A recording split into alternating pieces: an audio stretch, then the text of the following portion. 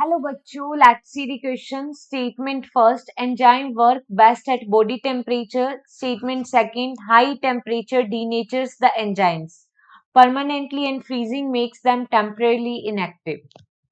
Option A, both statement first and statement second are correct. Option B, both statement first and statement second are incorrect. Option C, statement first is correct and statement second is incorrect. And option D, statement first is incorrect and statement second is correct.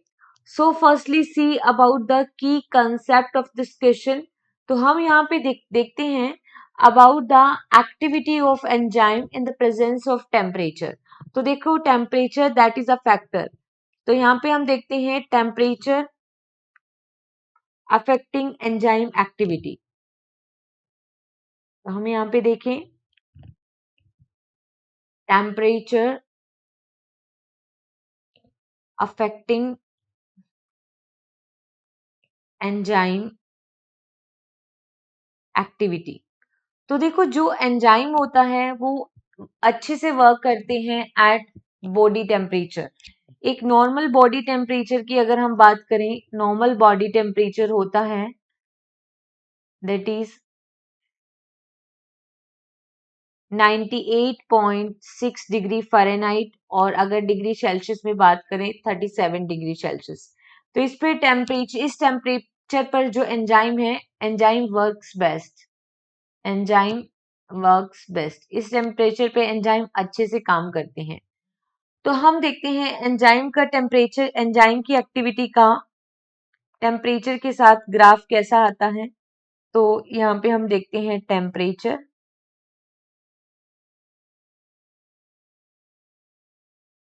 और y axis पे हम लिखते हैं enzyme activity. ठीक है. तो हम देखते हैं कि एक पार्टिकुलर टेम्परेचर पर एंजाइम की एक्टिविटी हाई होती है. अगर टेम्परेचर कम है तो एंजाइम इनएक्टिव हो जाते हैं. अगर टेम्परेचर हाई है तो हाई टेम्परेचर पर एंजाइम डीनेचर्ड हो जाते हैं, क्योंकि एंजाइम किससे बनते हैं, प्रोटीन पर बनते हैं, प्रोटीन से बनते हैं और प्रोटीन डीनेचर्ड हो जाती है हीट देने से. Protein denatured by heat. अगर प्रोटीन डीनेचर्ड होगी तो एंजाइम डैमेज हो जाती हैं, डीनेचर्ड हो जाती हैं. Now see the statement first. Enzyme works best at body temperature. Yes, it is correct.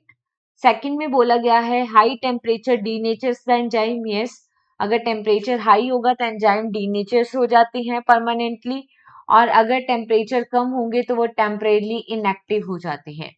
So here statement first and second both are correct, which is given in option A. So the finally correct answer is only option A. Hope you understood it well. Best of luck.